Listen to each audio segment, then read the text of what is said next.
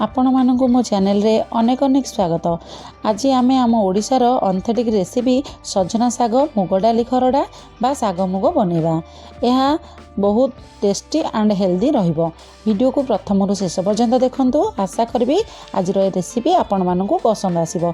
तो वीडियोटी जदि भल लागि थाए लाइक करंतु, शेयर करंतु आ जदि चैनल रे नुआ तो मो चैनल को सब्सक्राइब करनियंतु। तो चलंतु स्टार्ट करने आज रेसिपी। प्रथमे साग मुग मुझे गोटे बिड़ा सजना साग को नहीं भल भाव धोईकी नहीं एवं यह भल भाव में बाछि नेबा। मन रखु यह पत्र को भल भाव में गोटी गोटी करके बाछि नेबा।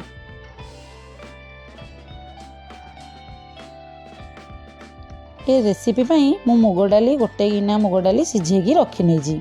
आपण मैंने चाहिए मुग डाली की भाजिकी दरदर भाव में कम समय सिझेकी नहीं पारे। आउ रसुण 8 ରୁ 10 कला नहीं। एबे आमे पैन गरम करी सोरिष तेल 2 ରୁ 3 चामच देदेबा।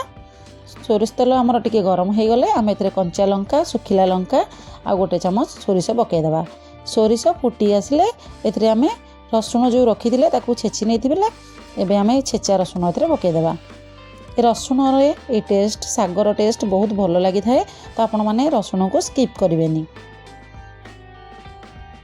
देखो रसुण टिके हमर भाजी होला परे आमे जो सिझा मुग डाली रखी थे आम ताकू एबे देदेबा।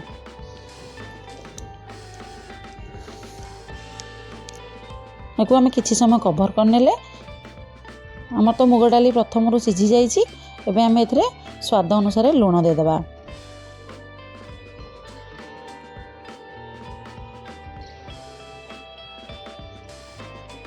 एबे एई फुटिला परे आमे एबे साग को पकईदेबा। मन रखु साग पकईला परे सांगे सांगे आमे याको कवर करवानी नहले सागर कलर चेंज हो जिवो। तो सागर कलर चेंज हो जिवो बोले मोटी कवर करनी।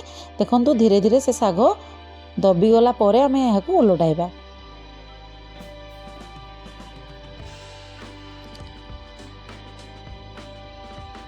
साग पूरा दबी गला परे आमे याको उलटाई नेबा।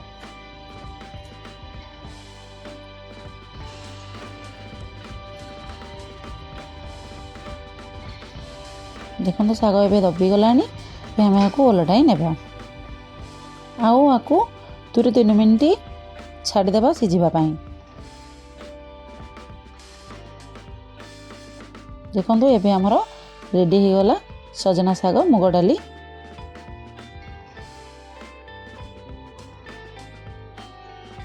एबे यहाँ को आमे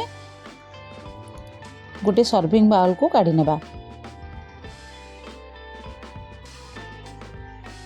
आपण मैंने आपको गरम भात हो कि पखाल भात जो भी खाइबे यार टेस्ट बहुत भल लगी थाए। तो आपण मैंने यही प्रोसेस रे निश्चय घरे सजना साग मुग डाली बनातु। आउ केमिति लागिला मते कमेंट माध्यम रे जणातु। तो आज रही पुणी देखा गोटे नुआ रेसिपी रे। जय जगन्नाथ।